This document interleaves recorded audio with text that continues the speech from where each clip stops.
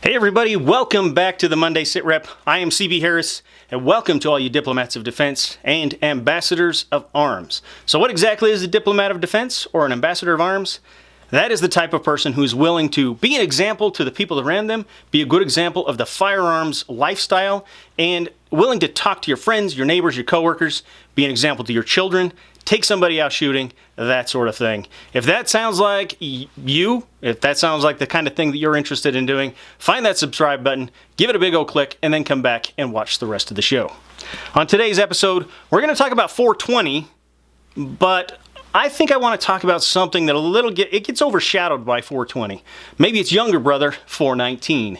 So we're going to talk about that. And then also on the Life or Death Files, a woman in Dayton, Ohio, she protects a family business using her firearm. And later on, what's new? There's a firearm out, and I'm not sure that I want this firearm, but I want a chance to fire it. I want to give them a chance to convince me to buy it. That's for sure.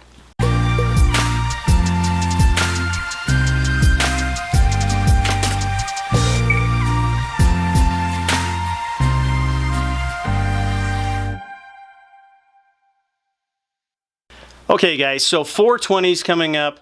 I have spent a long time in the military. I do not smoke marijuana. I have no problem with people who do it for medicinal purposes. There's a lot of good uses for it.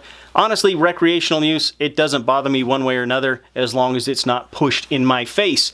It doesn't really affect me, I suppose. So if that's your thing, that's fine. But 420 bothers me. Here it is, we have a holiday to celebrate smoking weed.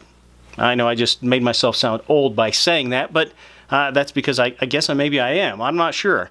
But I'm bothered by the fact that 420 will get a lot of press and 419 won't get really anything.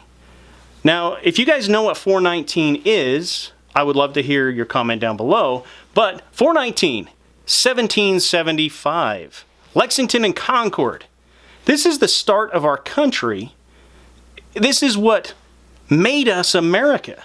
This is the start of the whole thing, and we forget about it. Every year, we hear a lot about 420, more and more every year, in fact. And on the day before, we never hear anything about Lexington and Concord. Unless you happen to live really in Massachusetts area, maybe, and they start doing reenactments, you might see something like that. But the average American really doesn't see too much about it. On the 18th of April, today, in 1775, this is the day when Paul Revere and William Dawes went on their famous rides. Now, they were going to be warning the militia that the Redcoats were coming. The Redcoats were going to be coming, and they were specifically, the British were going to disarm the people. They were going out to take away their arms, their cannon, all of that sort of thing. And so it really ties in with the Second Amendment, doesn't it? So that really is something I think we need to remember. We need to keep it in our minds, and not just on the 18th and 19th of April, but all the year round. We need to think about these things and remember that Lexington was 77 people, 77 Americans. I say they were Americans because before that day, before the 19th, they were British citizens. On the 19th, after the Battle of Lexington, they became American citizens. Approximately 400 people were involved in Concord, Americans involved in Concord. Again, they became Americans that day. As they chased the British back to Boston, 4,000 people, nearly 4,000 people were involved in this that became Americans that day. They fought for freedom. They fought against the tyrannical government. They fought for a right to be armed and to be free. So let's not forget what happened on the 18th of April, 1775, and the 19th of April, 1775. Go ahead and kill some brain cells on the 20th, but on the 18th and 19th, let's remember what happened in history. Next on the Life or Death Files, a woman at a tanning salon protects that family business. All right, so this story is out of Dayton, Ohio, and it's at the Sun Deck Tanning Salon. A man walks in. He actually buys a small ring or something like that, and then as he's waiting for change, He demands all the money. Basically says, I don't want any trouble, give me all the money. Well, this is a family business. The woman working behind the counter, she's the girlfriend of the owner. This is kind of their thing. This is their livelihood, and she wasn't about to give up that money. So what does she do? They keep a pistol under the counter. She pulled that out, pointed it at his face, and basically said, I don't think you're going to be getting that money today. At which point, he did the smart thing, and he basically beat feet out of there and took off. Now, they do have a suspect that they believe who it is. There were 5 robberies that took place over a matter of about 3 days that they believe were all him. So they're just looking for him now. They do know who, I guess, was involved with all of this. So they're just looking for him. I'm glad that he didn't get away with it. Just, all 5 burglaries, all 5 robberies, just scot-free. I'm glad that didn't happen. I'm glad that somebody stood up for their right, stood up for their business, and did the right thing. I'm glad to see it. Now, there are going to be people who say, yeah, she should have shot him. And you know what? In my mind, she absolutely had the right to do that. I wasn't there. I'm not going to quarterback her on that one. But, and I also don't know the laws in Ohio. Maybe she would have been prosecuted for doing that. He was not necessarily armed. This is more of a strong arm robbery. So I don't know what would have happened if she would have shot him in the face or not. But in my mind, as soon as he demanded money, there was a threat there, an implied threat of violence, and she had the right to protect herself.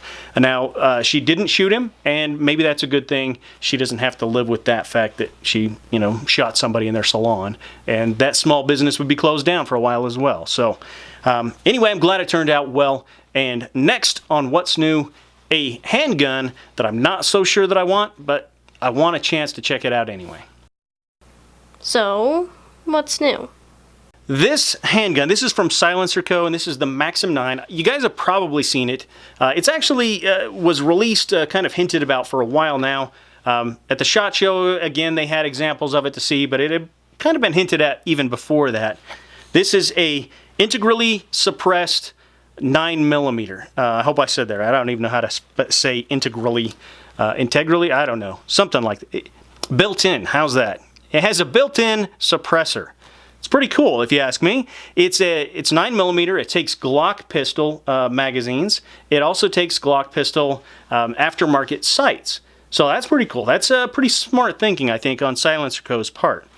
Now, it has a 4.38-inch barrel that is surrounded by basically the suppressor. And it's a baffled system, the removable baffles. You can take them off to clean it. You can actually, I guess, shorten the barrel or shorten the overall length of the handgun as well. And that's pretty cool. I think that's it's a neat idea. MSRP is $1,500 to $2,000. I think it's a bit pricey, but at the same time, you have to consider, I guess, what it is. You're getting 2 products in one. If you bought those products separately, you'd probably be spending about the same amount anyway. So, I guess it's got that going for it as well. But in my mind, I like I think I might like the option to not have a suppressor as well as having the suppressor. So, I'm not sure. I'm not sure what I think about it. But I do know this. I would like the chance for Silencer Co. to convince me that I want this thing. I do want a chance to shoot it, absolutely, and I hope I get a chance. This is due to ship later this year, sometime in fourth quarter, and again, MSRP $1,500 to $2,000. Anyway, I hope you enjoyed the show today, and if you did, be sure to like and share it. I always appreciate it when you guys like and share the videos. If you guys are not a subscriber, find that subscribe button, give it a big old click, and then be sure to come back next Monday for another Monday SITREP. Also, Thursday, we have Thursday's training tip, so be sure to check that out. And until next time, take care and be safe. Charlie Bravo out.